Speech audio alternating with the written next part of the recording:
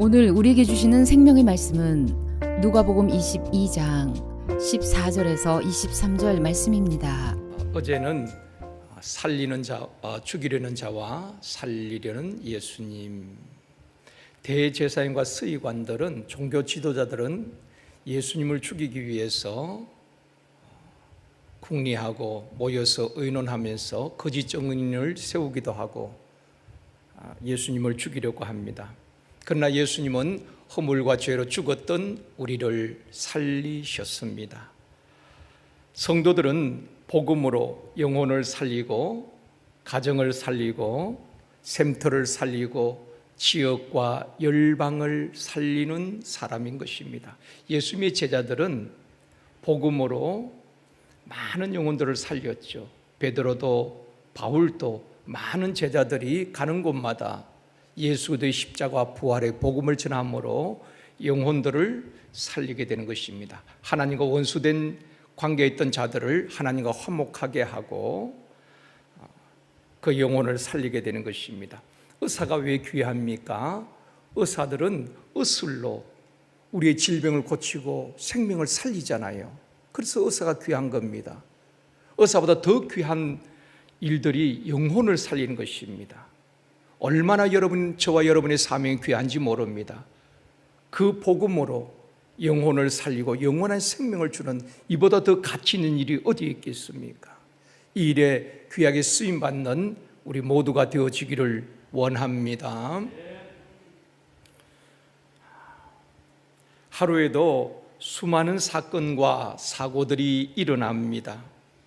우리가 1시간 뒤에 일어날 일을 알 수 있다면은, 아니 5분 뒤에 일어날 일을 우리가 알 수 있다면은 사고나 불행한 일들을 피하고 막을 수 있을 것입니다. 그러나 잠언 27장 1절에 보면 이렇게 말씀합니다. 같이 읽겠습니다. 너는 내일 일을 자랑하지 말라. 하루 동안에 무슨 일이 일어날는지 내가 알 수 없습니다. 그렇죠. 우리가 예상은 할 수 있지만은 오늘 하루 동안에도 어떤 일이 일어날지 아무도 알 수가 없습니다.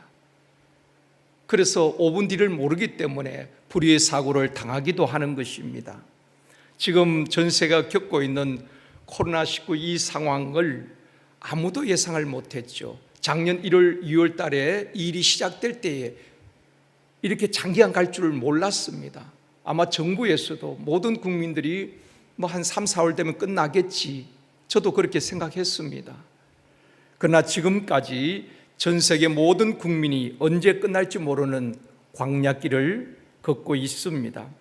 사람은 내일 일을 알지 못하지만은 예수님은 자신이 어떻게 될 것인가에 대해서 모든 것을 아시고 제자들에게 미리 다 알려주셨습니다. 사람은 자기가 어떻게 될 것인지 확실하게 말할 수는 없습니다. 그러나 예수님은 앞으로 어떻게 될 것인지 제자들께 미리 다 알려주셨습니다. 마태복음 16장 21절 말씀입니다. 같이 읽겠습니다. 이때로부터 예수 그리스도께서 자기가 예루살렘에 올라가 장로들과 대제사장들과 서기관들에게 많은 고난을 받고 죽임을 당하고 제3일에 살아나야 할 것을 제자들에게 비로소 나타내시니, 예수님께서는 내가 예루살렘 올라가서 대제사장들과 서기관들에게 많은 고난을 받고 죽임을 당할 것이다. 그리고 죽음으로 끝나는 것이 아니라 제3일에 살아나야 할 것을 제자들에게 말씀을 하시고 가르쳐 주셨습니다. 예수님은 이리저리 도망다니고 피하시다가 잡혀서 십자가에 죽으신 분이 아닙니다. 하나님의 구원 계획대로 제자들을 부르시고 제자들을 훈련시키시고 제자들에게 사역을 위임하시고 공생의 3년 사역을 다 마치시고 마지막 한 주간 예루살렘에 올라가셔서 고난을 당하시고 십자가에 죽으시고 제3일에 다시 살아나신 것입니다. 오늘 본문은 예수님께서 십자가에 달리시기 전에 제자들과 최후의 만찬, 유월절 식사를 하는 장면입니다. 오늘 본문 15절에 말씀합니다. 이러시되 내가 고난을 받기 전에 너희와 함께 이 유월절 먹기를 원하고 원하노라. 여러분, 유월절이 무엇입니까? 애굽의 속박에서 해방시켜 주신 하나님의 구원의 은혜에 감사하여 지키는 절기지요.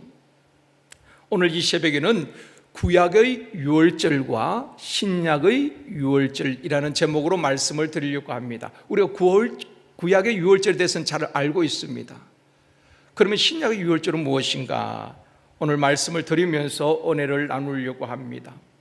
구약의 유월절을 이해하기 위해서 제가 창세기 37장부터 출애굽기 12장까지 시간적으로 따진다면 한 450년 정도 이스라엘 백성들에 있었던 일을 제가 한 5분 동안 말씀을 쭉 설명을 드리려고 합니다. 여러분 알고 있는 말씀이기 때문에 성경을 연상하시면서 들으시면 좋을 것 같습니다. 창세기 37장에서 출애굽기 12장까지 잠깐 말씀을 드려보겠습니다.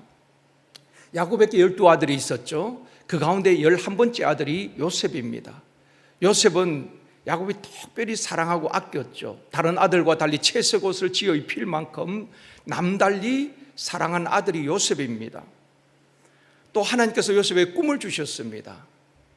그 꿈 때문에 형들로부터 미움을 받고 또 오림을 겪게 되지요. 형들이 요셉을 죽이려고 하고 구덩이에 던지고 결국 요셉을 애굽으로 팔게 되는 것입니다. 상인에게 팔게 되는 것입니다. 그래서 요셉이 애굽으로 팔려갈 때가 17살입니다. 그 17살 때 애굽으로 팔려가게 되는데 이 요셉이 애굽 보디발 집에서 종살이 하게 되지요. 노예 생활하면서 그도 정직하고 아주 성실하게 살았기 때문에 그곳에서 이제 주인에게 인정을 받게 되는 것입니다. 인정을 받고 그 가정 총무가 되어서 모든 것을 이렇게 다스리게 되는데 또 억울하게 누명을 쓰고 감옥에 가게 되는 것입니다. 요셉이 30세 때에 애굽의 총리가 되어서 7년 풍년이 들었을 때 곡간을 짓고 곡식을 쌓아두게 되는 것입니다. 7년 흉년에 대비하게 된 것입니다. 7년 풍년이 지난 다음에 온 지면에 흉년이 들게 되는 것입니다. 먹을 것이 없고 기근이 온 땅에 임하게 되는 것입니다. 그러나 요셉의 지혜로 애굽에는 곡식이 있었지요. 그러자 그 야곱과 요셉의 형들이 있는 가나안 땅에도 흉년이 들었습니다. 먹을 것이 없었습니다. 애굽에 곡식이 있다는 소식을 듣고 야곱이 그 곡식을 구하기 위해서 아들들을 애굽으로 보내는 것입니다. 곡식을 사오도록. 그래서 야곱의 형들이 곡식을 사기 위해서 애굽으로 내려가서 20년 만에 죽은 줄 알았던 동생 야곱을 만나게 되는 것입니다.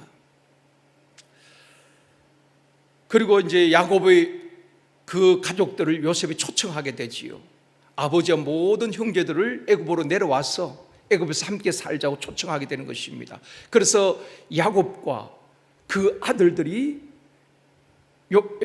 애굽으로 이주를 하게 되는데 그때 애굽으로 내려간 야곱의 가족이 66명이라고 성경에 기록이 되어 있습니다. 또 성경에 보면은 어떤 곳엔 70명으로 되어 있거든요. 그것은 무엇을 말하는 거면 66명이 가나안 땅에서 애굽으로 내려갔고 먼저 애굽에 정착해 있던 요셉과 그 아내 또 두 아들이 있었잖아요. 그러다 보니까 66명에다가 4명이 더하니까 70명이 되는 것입니다. 그래서 야곱의 그 후손들이 70명이 애굽에서 정착을 하게 되는 것입니다. 세월이 지나서 야곱도 죽고 요셉도 110세에 죽게 되는 것입니다. 이것이 창세기 50장 마지막 장면입니다. 그리고 애굽에서도 계속 애굽의 왕들이 바뀌게 되는 것입니다. 왕이 죽고 또 새 왕이 다스리게 되어지고 그렇게 계속 왕들이 바뀌고 야곱의 후손들도 그러니까 이스라엘 자손들도 70명이 애굽에서 정착해서 400년이 지나면서 생육하고 번성하고 큰 민족을 이루게 되는 것입니다. 아브라함이 약속하셨던 것처럼 너로 하여금 큰 민족을 이루게 하겠다. 하나님의 말씀은 변함이 없습니다. 그 약속의 말씀대로 70명이 내려갔지만은 한 400년 지난 다음에는 출애굽할 때 장정만 60만 명이라고 했죠. 그러니까 한 200만 명이 넘는 큰 민족을 이루게 되는 것입니다. 그러다 보니까 애굽의 바로왕이 위기의식을 느끼는 것입니다. 너무 큰 민족을 이루게 되니까 그때부터 이스라엘 백성들을 압제하기 시작하는 것입니다. 무리하게 노동을 시키는 것입니다. 고통 중에 이스라엘 백성들이 하나님께 부르짖게 되는 것입니다. 그래서 하나님께서 그 백성들을 구원하기 위해서 준비한 모세를 애굽으로 보내면서 내 백성을 구하라, 그렇게 말씀을 하는 것입니다. 모세가 애굽에 내려가서 바로왕 앞에서 10가지 재앙을 내리게 되는 것입니다. 재앙을 당하면서도 바로왕이 굴복하지 않습니다. 완악한 바로왕이 끝까지 그 백성을 내어놓지 않습니다. 그러자 마지막 10번째 재앙이 우리가 알고 있는 것처럼 장자의 죽음입니다. 장자뿐 아니라 애굽에서 태어난 모든 짐승의 첫 번째 태어난 것은 다 죽게 되는 것입니다. 마지막 10번째 심판이 그런 것입니다. 그런데 하나님께서 10번째 재앙을 내리기 전에 모세에게 말씀을 하셨습니다. 이스라엘 백성들이 거하는 집에는 험없는 1년 된 양을 잡아서 그 피를 집 좌우 문설주와 임방에 바르고 그 밤에 양의 고기는 불에 태워서 무교병과 선나물과 함께 먹으라고 하나님께서 알려주셨습니다. 출애굽기 12장 12절 말씀입니다. 같이 읽습니다. 출애굽기 12장 12절 말씀입니다. 내가 그 밤에 애굽 땅에 두루 다니며 사람이나 짐승을 막론하고 애굽 땅에 있는 모든 처음 난 것을 다 치고 애굽의 모든 신을 내가 심판하리라. 나 여호와라. 그날 밤에 애굽 땅에 두루 다니면서 사람과 짐승을 막론하고 다 하나님께서 심판하시겠다고 말씀하고 있습니다. 13절에도 말씀합니다. 같이 읽습니다. 내가 애굽 땅을 칠 때에 그 피가 너희가 사는 집에 있어서 너희를 위하여 표적이 될지라. 내가 피를 볼 때에 너희를 넘어가리니 재앙이 너희에게 내려 멸하지 아니하리라. 그 피를 볼 때에 내가 넘어가겠다. 피가 없는 집에는 다 하나님이 심판하고 그 재앙이 그 장자와 모든 짐승의 초태성을 죽게 하는 것입니다. 이것이 유월절인 것입니다. 영어로는 패스오버, 넘어간다는 것입니다. 재앙이 피가 있는 집에는 문설주에 임방에 피가 있는 집은 그 피를 볼 때에 모든 죽음의 재앙이 다 패스오버, 넘어가게 되는 것입니다. 이것이 유월절입니다. 그 유월절 통하여서 하나님께서 그 백성들을 애굽에서 구원하시고 출애굽을 하게 되는 것입니다. 어떤 실제로 있었던 이야기입니다. 어떤 권사님이 슈퍼마켓을 운영을 하셨습니다. 그런데 그 가게에 자주 들리는 젊은 새댁이 있었어요. 그 새댁이 항상 밝게 웃으면서 권사님께 큰 기쁨을 주는 것입니다. 그런데 어느 날 그 새댁을 보니까 얼굴이 막 수색이 가득한 것입니다. 얼굴에 수심이 가득한 것입니다. 얼굴을 보면 알잖아요. 저분이 기쁜지 아니면 걱정이 있는지. 그렇게 평소에 밝던 이 새댁이 너무 얼굴이 걱정이 가득한 것입니다. 그래서 권사님 물었습니다. 새댁 무슨 일이 있어? 아무 말을 하지 않습니다. 그 다음날 또 만났습니다. 물어도 말을 하지 않습니다. 그 다음날 또 지나가는데 새댁을 불렀어요. 새댁 내가 보니까 무슨 걱정이 있는 것 같은데 말해봐. 들어오게 합니다. 그래서 커피 한 잔을 주면서 따뜻거리면서 이야기하는데 이 새댁의 눈물을 톡톡 흘리는 것입니다. 그러면서 이야기하는 내용이 2년 전에 그러니까 시아버지가 돌아가신 것입니다. 2년 전에. 그리고 시아버지 돌아가시고 난 다음에 계속해서 그 집에 이제 큰 아주버님이 또 돌아가시고, 또 얼마 안 돼서 작은 시아주버님이 돌아가신 것입니다. 아들이 셋인데 그 남편은 셋째 아들인 것입니다. 그러니까 걱정이 되는 것입니다. 시아버지도 돌아가시고, 큰 시아주버님, 둘째 시아버지님 다 돌아가시고, 이제는 남편 차례거든요. 그래서 이 세덱이 걱정이 돼서 예수를 믿지 않으니까 점집을 찾아간 것입니다. 그랬더니만 이제 그 무당이 하는 말이, 시아버지 묘를 잘못 써서 집안에 우환이 계속 있다는 것입니다. 묘를 잘못 써서. 그럼 어떻게 해야 되느냐? 굿을 내서 신을 달려야 된다는 것입니다. 그 굿하는데 3천만 원 비용이 든다는 것입니다. 그래도 해야 되지 않아요? 여러분 그렇다면 안 하겠어요? 남편이 죽을 수도 있는데 믿지 않으니까 그렇게 하겠다고 약속을 한 것입니다. 그런데 돈이 없는 것입니다. 그 돈을 여기저기 구하는데도 날짜는 나름 받아놓았고 돈이 없으니까 이 세대의 걱정이 가득한 것입니다. 그래서 얼굴에 수색이 가득한 거예요. 그 이야기를 쭉 듣고 권사님이 그렇게 말씀하시는 것입니다. 세대 걱정하지 마. 예수 믿으면은 사주팔자 운명에서 벗어나. 걱정할 것 없어. 세대가 묻습니다. 예수님이 어떤 분인데요? 예수님은 신 중의 신이야. 여러분 아멘 안 하셔도 괜찮아요. 예수님은 살아계신 하나님이야. 걱정할 것 없어.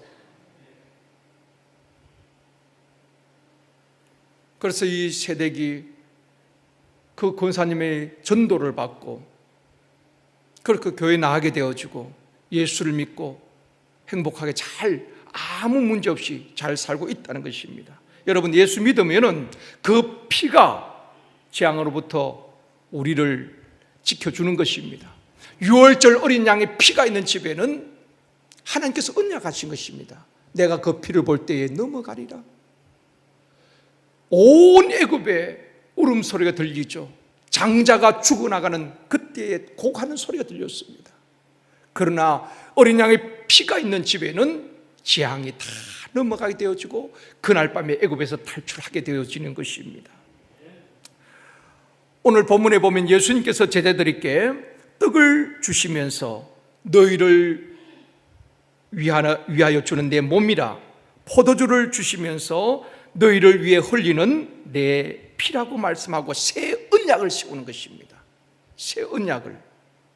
구약의 유월절 어린 양이 곧 예수 그리스도를 예표하고 있는 것입니다.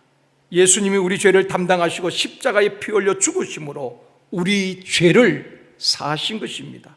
요한 1서 1장 7절에서 말씀합니다. 같이 읽습니다.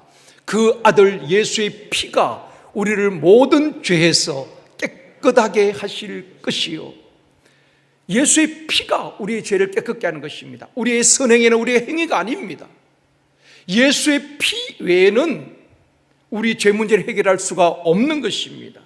이것은 하나님께서 언약하신 것입니다.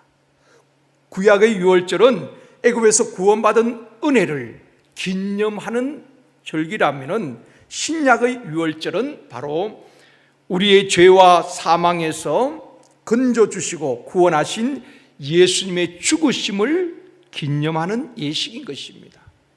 그래서 성찬식을 할 때에 떡을 받고 잔을 마시는 것은 우리를 위해서 찢기신 우리 주님의 몸과 그 피 흘림을 기념하는 것입니다. 그로 말미암아 구원받은 것이지요. 사랑하는 성도 여러분, 유월절 어린 양의 피가 있는 집에는 재앙이 넘어가게 되는 것입니다. 그 피가 이스라엘 백성들을 보호하여 준 것입니다. 육신을 입고 이 땅에 오셔서 우리의 모든 죄와 저주, 가난과 질병을 담당하시고 십자가에 피 흘리신 예수의 피가 우리를 모든 죄에서 깨끗하게 하고 죄와 사망에서 구원하게 되는 것입니다. 지식적으로 아는 것이 아니라 그 십자가, 그 주님의 보혈을 이 아침에 묵상할 수 있기를 원합니다. 십자가가 능력인 것입니다. 주님의 보혈이 능력인 것입니다. 오늘 또 십자가를 묵상하고 보혈의 능력으로 승리하는 우리 모두가 되어지기를 주님의 이름으로 축원합니다.